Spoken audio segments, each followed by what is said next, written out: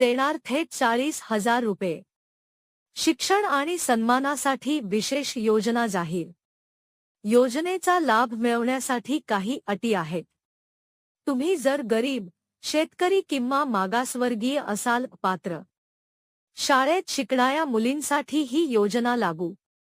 फक्त एक फॉर्म भरा आणि कागदपत्र जमा करा.